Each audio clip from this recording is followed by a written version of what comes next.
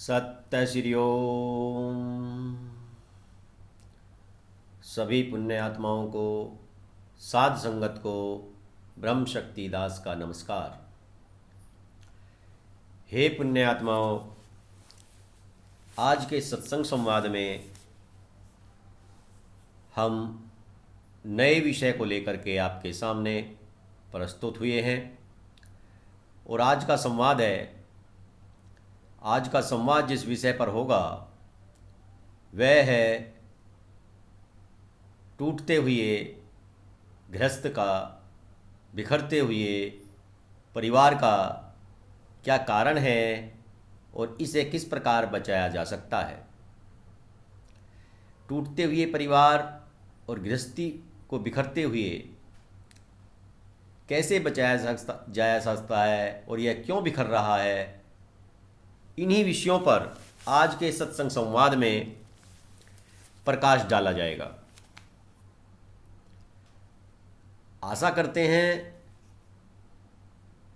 इस विषय में जो दुविधाएं हैं, जो शंकाएं हैं, जो परेशानियां हैं, आप उनको समझेंगे और उन विचारों को अपने जीवन में उतारने का प्रयास करेंगे। गृहस्थ एक तपोवन है, सहजीवन है एवं प्यार के आदान प्रदान पर आधारित एक मिनी प्रजातंत्र है।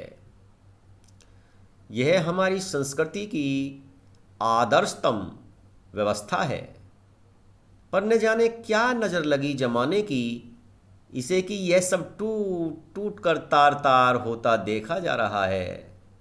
सुप्रीम कोर्ट के एक न्यायाधीश के फैसले के दौरान की गई टिप्पणी है कि जितनी तेज़ी से आज घरेलू हिंसा बढ़ रही है एवं सारे समाज में तलाकों की दर बढ़ रही है, लगता है यह आदर्श संस्था अपना अस्तित्व खो बैठेगी। एक नमूना देखते हैं, एक दृष्टांत देखिए। एक प्रसंग है अलका और आकाश का। दोनों में न केवल स्वयं की पसंद वर्ण परिवारीजनों की भी राजी कर विवाह किया था। दोनों पढ़े लिखे थे, कुछ वर्ष साथ भी पढ़े थे। अलका के लिए आकाश का साथ होना ही आत्मविश्वास भर देता था, वहीं आकाश उसके लिए डर का कारण बन जाएगा, यह अलका ने कभी स्वप्न में भी नहीं सोचा था। प्रखर विचारों वाली, सुंदर एवं आधुनिक सोच वाली अलका पर आकाश मर मिटा था। अलका को भी आकाश अपने सपनों के राजकुमार से बढ़कर लगा। वह सोच शादी के बाद उसे स्वच्छंदता के रूप में नजर आने लगी। शादी के बाद अलका के सास ससुर अब उसमें सारी कमियां ढूंढने लगे। उन्हें छुई मुई साड़ी पहनने वाली बहू आदर्श नज़र आने लगी। वे चाहने लगे कि छुई मुई सी बहू हो, साड़ी पहन करके आदर्श नज़र आए। ऐसे ही वे बातें करने लगे। वे उनकी पसंद के मिथिला के व्यंजन बनाए, साड़ी पहने, मंदिर में आरती करे, रात को पैर दबाए। इस तरह की आदर्श बहू की कल्पना करने लगे, विचार करने लगे। अलका ने अपनी पूरी सामर्थ्य के साथ यह सब करने की कोशिश की, पर उसको अपनी बीपीओ की नौकरी उसे इतना वक्त कहाँ दे पाती कि सबको संतुष्ट रख पाती। दो व्यक्ति तो हो गए, दो रोल हो गए, एक ऑफिस का, दूसरा घर का। आकाश भी यही चाहता था, पर इन दो व्यक्तित्व की पारस्परिक टकराहट व दबाव अलका झेल नहीं पाई। उसके चरित्र पर समय समय पर उंगली उठने लगी, यहाँ तक कि आकाश भी समय समय पर उसे टोकने लगा। उसके पीछे एक प्राइवेट डिटेक्टिव लगा दिया, जासूस लगा दिया, कहीं किसी और से संबंध तो नहीं। लंबे घंटों की शिफ्ट्स वाली अलका की नौकरी कब तक निभ पाती। घर में झगड़े नित्य होने लगे। अक्सर आकाश का हाथ उठने लगा एवं एक दिन गुस्से में उसने उसका सिर दीवार में दे मारा। आकाश मुझे मार डालेगा, इस भय से ग्रस्त तलका अंततः एक क्लिनिकल साइकोलॉजिस्ट की शरण ली। रोज रोज के इस भयावह चित्र से अलका मानसिक रोगी हो गई। वह एक साइकोलॉजिस्ट के पास गई। साइकोलॉजिस्ट ने दोनों को बैठाकर काफ़ी समझाने की कोशिश की। आखिरकार डॉक्टर की रिपोर्ट के आधार पर दोनों को तलाक मिल गया। यह कहानी कल्पित नहीं, सत्य है। यह अब हर मेट्रो में, विकसित हो रहे महानगरों में आम बात बनती जा रही है। पति या प्रेमी का जरूरत से ज़्यादा पजेसिव होना अब आम बात होती जा रही है। थोड़ी भी ठीक नाक नक्श वाली काम करने वाली पत्नी इतनी जल्दी शक के घेरे में आ जाती है कि कब उसका अंत हिंसा, यहाँ तक कि किसी से पत्नी पर ही तेजाब फिकवाने के रूप में हो जाए, कोई नहीं जानता। स्त्री को अपनी संपत्ति मानना पुरुषों का बहुत लंबे समय तक एक स्वभाव सा रहा है। उनकी ओर से फैसले भी वे खुद ही लेते हैं। आप देखिए, ग्राम प्रधान, सरपंच, वार्ड प्रधान, नगर की पार्षद चुनी गई महिला को रिमोट कंट्रोल से उनके पति ही चलाते हैं ना। वे यह नहीं मानते कि चुनी हुई स्वतंत्र अधिकारों वाली मुखर उनकी पत्नी स्वयं भी निर्णय ले सकती है। क्या होगा ऐसे समाज का? शुरू में दाम्पत्य जीवन में ग्लैमरस जीवन शैली इतनी सम्मोहक लगती है कि फिल्मी स्तर का प्यार विकसित होने लगता है। मुखौटा शादी के बाद उतरता है, तब पतिदेव की वास्तविकता पता चलती है।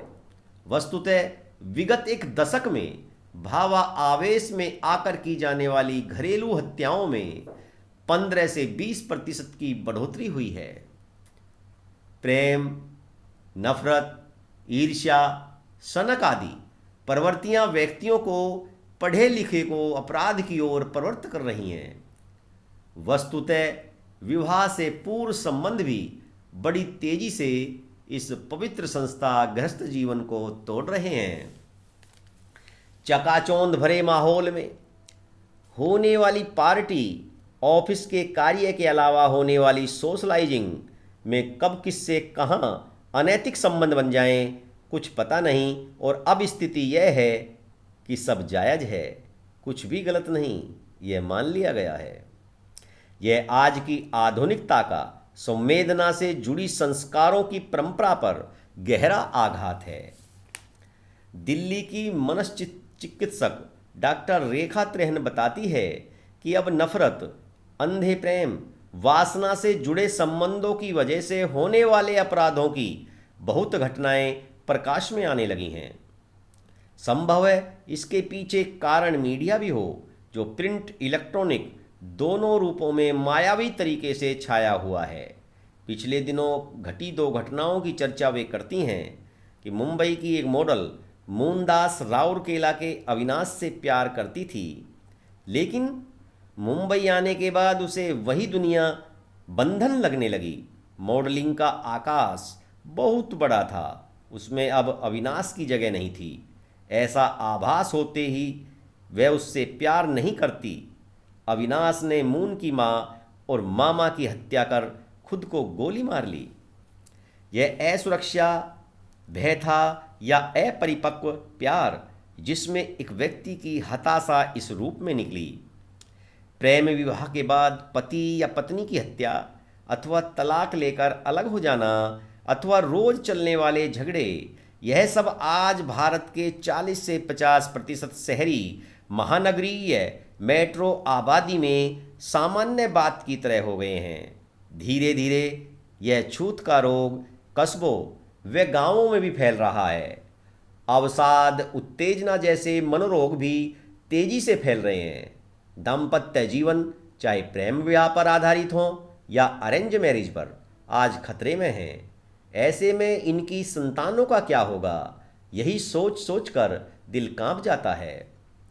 आज की नारी स्वच्छंद है, स्वावलंबी है।